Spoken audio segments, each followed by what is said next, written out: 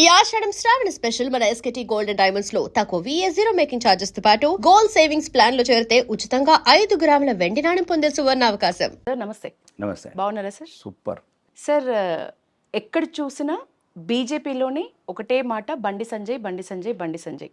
Something పెద్ద change ఏదో జరగబోతోంది. ఢిల్లీలో బండి సంజయ్ ఇంట్లోనే నేతలందరూ కలుసుకున్నారు. ఏంటి సార్, ఏమైనా అప్డేట్ ఇస్తారా? నో, దానికి ముందండి అది పార్టీ అధిష్టానము తీసుకున్న కొన్ని చర్యలల్లో కొన్ని తెలంగాణలో ఉన్న కొన్ని కార్యకర్తలలో పార్టీషన్లో ఉన్న కొన్ని అపోహలను తొలగించడానికి అంటే కావాలని దుర్మార్గమైన బీఆర్ఎస్ కాంగ్రెస్ ఒక సోషల్ మీడియా ద్వారా ఒక అపోహలు సృష్టిస్తుంది కావాలని. కాబట్టి దానికి కొన్ని సరిదిద్దే కార్యక్రమాలు ఆ అపోహలను దూరం తొలగించడం తప్ప అక్కడ ఉన్న ఏం లేదు. అపోహలను దూరం తొలగించడం కొంత కార్యాచరణ తీసుకుంటారు. ఆ కార్యాచరణ ఈరోజు తెలంగాణలో ఒక రకమైన ఒక ఉత్సాహం కనబడుతుంది. స్టేట్ రాష్ట్ర వ్యాప్తంగా కార్యకర్తలు కావచ్చు, నాయకులు కావచ్చు, ప్రజలలో కూడా కావచ్చు. ఇంకా మేము కోరుకున్నదంతా నిజమవుతుంది. ప్రజలు మాత్రం సంతోషంగా ఉన్నారు ఆ చర్యల వల్ల. బండి సంజయ్ రఘునందన్తో దిగిన ఫొటోస్, బండి సంజయ్ ఈటలతో దిగిన ఫొటోస్, ధర్మపురి అరవింద్ గారితో దిగిన ఫొటోస్ ఇప్పుడు సడన్గా చాలా వైరల్ అవుతున్నాయి. బీజేపీ క్యాడర్లో చాలా సంతోషం వ్యక్తం చేస్తున్నారు కింది స్థాయి నుంచి.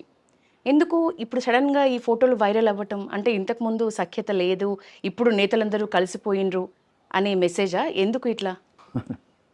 ఎప్పుడు సఖ్యతనే ఉంది. నేను చెప్పాను కదా ఇప్పుడే, ఈ బీఆర్ఎస్ కాంగ్రెస్ రెండు ఒక్కటై ఒక ఏదైతే వెస్ట్ బెంగాల్ దెబ్బకు ఇద్దరు దిమ్మ తిరిగిపోయింది. ఇంకా దీన్ని ఎవ్వరు ఆపలేరు. వెస్ట్ బెంగాల్ నుంచి ఏమో వంగ అంగ అన్ని కళింగ అన్ని కొట్టుకుంటూ వచ్చినారు. ఇంకా థ్రిల్లింగ్గానే ఉందని సమయంలో ఒక కుట్రలకు ఈ సోషల్ మీడియా ద్వారా కొన్ని పెయిడ్ ఛానల్స్ ద్వారా చేయటం మొదలుపెట్టారు. ఆ అపోహలకు సమాధానం దీన్ని బట్టి కూడా నాయకుల మధ్యన మాకు కూడా కొన్ని అవగాహన అవుతున్నాయి. మేము ఎంత మంచిగున్నా కొన్ని అపోహలను తొలగించాలా. ఒకటి, తెలంగాణ ప్రజలు తెలంగాణ పార్టీ శ్రేణులు ఏదైతే మా నుంచి కోరుకుంటున్నారో నాయకులుగా వాళ్ళకు అనుగుణంగా మనం ఉండాలనేది ఒక మంచి శుభ పరిపాలన ఇది తెలంగాణకు. గ్యాప్ చాలా స్పష్టంగా కనిపించింది కదా సార్ ఇన్ని రోజులు. ఇప్పుడు గ్యాప్ లేదండి. ఇప్పుడు మీకు అర్థం కావట్లేదు అంటే గ్యాప్స్ అంటే ఎట్లుంటుంది గ్యాప్స్.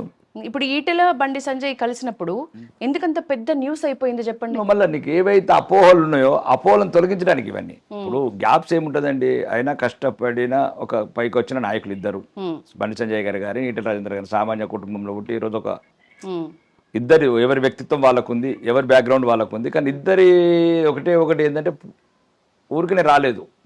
అంటే వారసత్వ రాజకీయాల ద్వారానో లేకపోతే జమీందారు రాజకీయాల ద్వారా రాలేదు. ఒక సామాన్య కుటుంబంలో పుట్టి ఒక బీసీ బిడ్డలుగా వాళ్ళు ఒక్కొక్క మెట్టు ఎక్కుకుంటూ వచ్చారు. కాబట్టి కొందరు కుట్రలో భాగంగా ఆ రకంగా సమస్యలు సృష్టించబడ్డాయి. కాబట్టి ఇద్దరు గమనించారు, అనవసరంగా మనము ఏదైతే సమాజం కోరుకుంటుందో ఒక మంచి పరిపాలన తెలంగాణ రాష్ట్రం, కాబట్టి కొన్ని అపోహలను దూరం చేయాల్సిన అవసరం ఉన్నది. కాబట్టి ఆ రకంగా కొన్ని స్టేట్మెంట్లు కానీ కొన్ని కలయికలు ఇవన్నీ ఇవ్వడం జరిగింది. భవిష్యత్తులో తెలంగాణకు ఒక మంచి శుభ పరిణామం నేను అనుకుంటున్నాను. శుభ పరిణామం అన్నారు. సెప్టెంబర్ 17 ఎలాగూ తెలంగాణ విమోచన దినోత్సవం సందర్భంగా ఎప్పుడు బీజేపీ హడావిడి ఉంటుంది ఖచ్చితంగా. ఈసారి ఒక కీలక ప్రకటన కూడా ఉండే అవకాశం ఉంది అంటున్నారు, నిజమేనా? ప్రకటనలు ఎప్పుడు సందర్భం అవసరం పడితే అప్పుడు చేస్తూ ఉంటామండి. సెప్టెంబర్ 10 కూడా అయితే ఎట్టి పరిస్థితుల 2029లో రాష్ట్ర ప్రభుత్వం అధికారికంగా తెలంగాణ విమోచన దినం చేస్తాము, జరుపుతాము.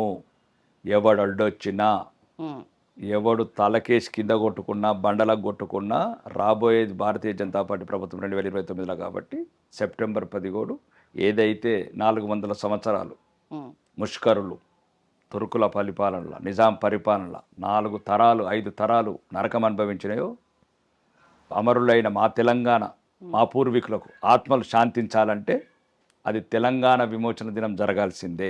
అది అధికారికంగా రాష్ట్ర ప్రభుత్వం జరిపించాల్సిందే. కాబట్టి భారతీయ జనతా పార్టీ ప్రభుత్వం జరిపిస్తాం కూడా. బీజేపీ అధ్యక్ష పదవి నెక్స్ట్ బండి సంజయ్ అనే లీకులు వినిపిస్తున్నాయి. మీ దాకా ఏమైనా వచ్చిందా? నిజంగా మీరు సపోర్ట్ చేస్తారా సార్ బండి సంజయ్ అధ్యక్షులు అయితే? నేను చాలాసార్లు చెప్పాను, నాకు పార్టీ ప్రాణం, పార్టీ నిర్ణయాలే శిరోధార్యం. పార్టీ ఎవరిని నిర్ణయించినా వాళ్ళ కింద పనిచేస్తాం. ఒక కార్యకర్త నిర్ణయించినా ఆయన కింద పనిచేస్తాం.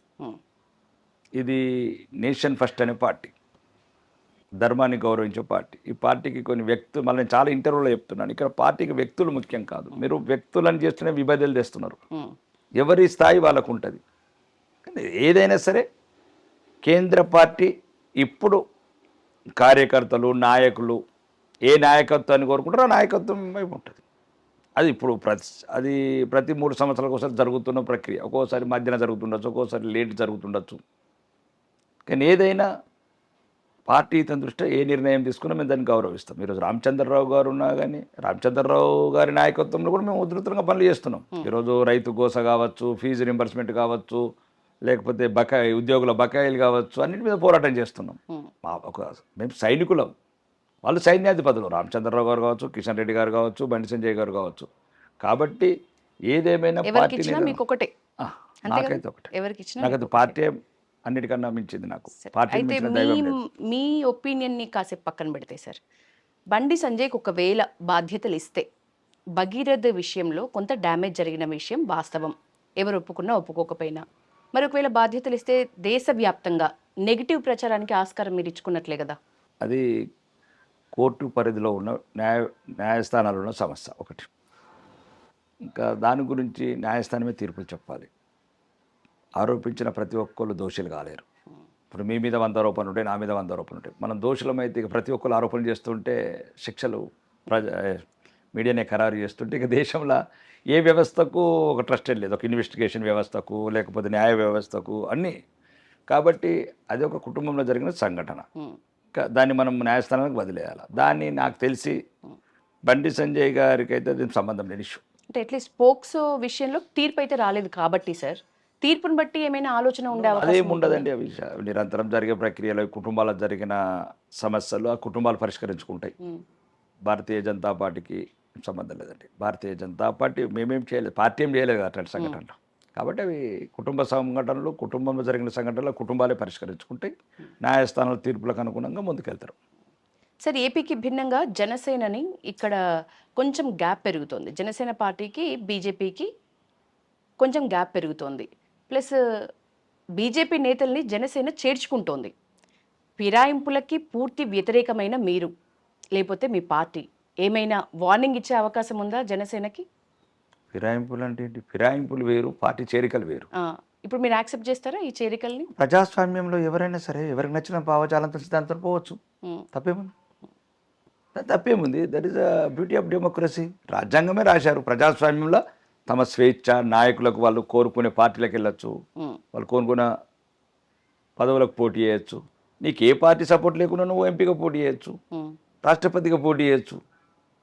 అంటే నేను అనేది ఏంటంటే ఈ దేశ ప్రజాస్వామ్యం ఉన్న ఒక స్వేచ్ఛ. అది ప్రజాస్వామ్యయుతంగా పార్టీలు వాళ్ళకి ఇష్టం వచ్చిన, ఈరోజు జనసేన నచ్చచ్చు, రేపు తెలుగుదేశం నచ్చచ్చు, ఎల్లుండి కమ్యూనిస్ట్ నచ్చచ్చు, లేదు కవిత పార్టీ నచ్చచ్చు, లేదు బీజేపీ నచ్చచ్చు, ఆందోళన ఇళ్ళ రావచ్చు.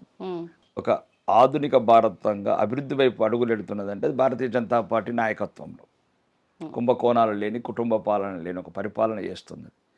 ఈరోజు దేశ యువత కోరుకుంటున్న, మధ్యతరగతి కోరుకుంటున్న, పేదలు కోరుకుంటున్న ఏదైతే అభివృద్ధి ఉందో అది అన్ని వర్గాలకు అభివృద్ధి సమాంతరంగా చేసుకుంటూ వస్తున్నది ప్రభుత్వం.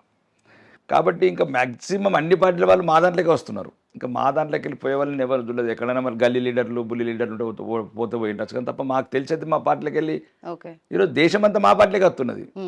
అది అండమాన్ కావచ్చు, అది వెస్ట్ బెంగాల్ కావచ్చు, అది మహారాష్ట్ర కావచ్చు, లేకపోతే ఇంకే రాష్ట్రం అన్న కావచ్చు, పంజాబ్ కావచ్చు, జమ్మూ కాశ్మీర్ కావచ్చు, మొత్తానికి మొత్తం దేశమంతా కాషాయమయం అవుతున్నది. కాషాయం అనేది మా వ్యక్తిగతం అండి, మా మతం, మా ధర్మం. అది కాషాయానికి భారతీయ జనతా పార్టీ సిద్ధాంతం వేరు. Bharatiya Janata party political party.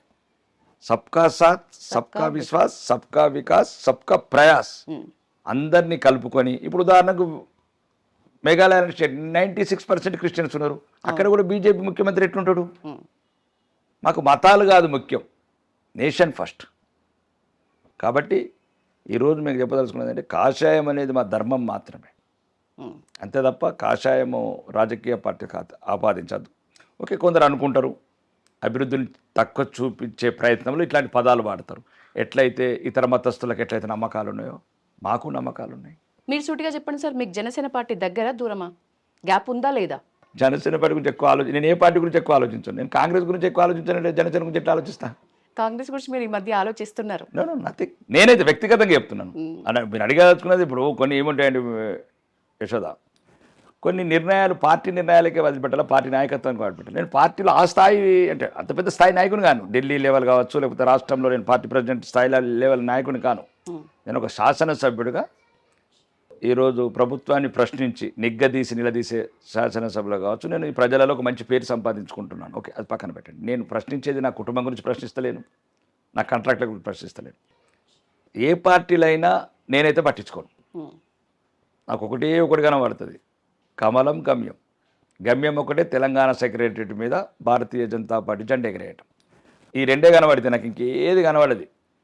Okay, బీజేపీలోకి వచ్చేసాను, అయిపోయింది, శాసనసభ్యుడికి ఎన్నిక. ఇంకా నాకు ఒకటి, అర్జునుడికి ఎట్లయితే పక్షి కన్ను కనబడాలో, ఆకులు, చెట్టు, పావులు ఇవన్నీ నాకు కనబడాయి.